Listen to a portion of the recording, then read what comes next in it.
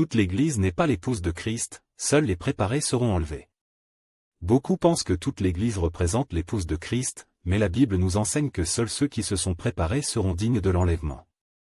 Jésus lui-même a comparé son retour à un tri entre le bon blé et l'ivraie, entre les vierges sages et les vierges folles, Matthieu chapitre 25 versets 1 à 13. L'Église visible et l'Église élue. L'Église visible est composée de tous ceux qui se disent chrétiens, mais tous ne vivent pas selon la volonté de Dieu. Certains ont une apparence de piété mais renient la puissance de Dieu, 2 Timothée chapitre 3 verset 5. Jésus a dit, « Ceux qui me disent, Seigneur, Seigneur, n'entreront pas tous dans le royaume des cieux, mais celui-là seul qui fait la volonté de mon Père qui est dans les cieux. » Matthieu chapitre 7 verset 21. L'Église véritable, l'épouse de Christ, est celle qui s'est sanctifiée, purifiée et préparée comme une fiancée ornée pour son époux, Apocalypse chapitre 19 versets 7 à 8. Le blé et l'ivraie, une séparation inévitable. Jésus a expliqué dans la parabole du blé et de l'ivraie, Matthieu chapitre 13 versets 24-30 à 36, 43 que tous grandissent ensemble dans le champ du Seigneur, mais qu'à la moisson, une séparation aura lieu.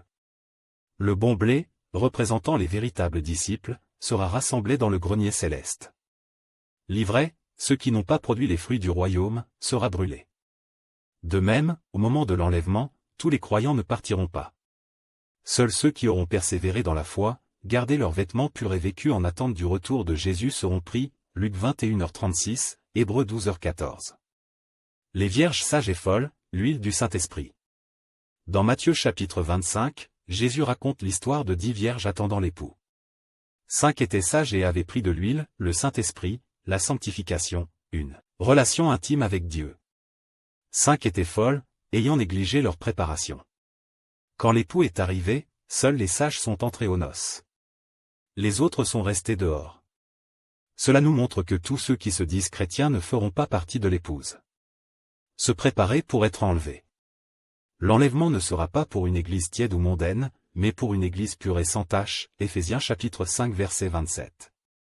Cela implique une marche dans la sainteté et l'obéissance à Christ. Une vie remplie du Saint-Esprit. Une attente vigilante du retour de Jésus. Veillez donc, car vous ne savez ni le jour ni l'heure où le Fils de l'homme viendra. Matthieu chapitre 25 verset 13. L'épouse de Christ est en train de se préparer. Faisons partie de ceux qui seront trouvés prêts pour le retour glorieux.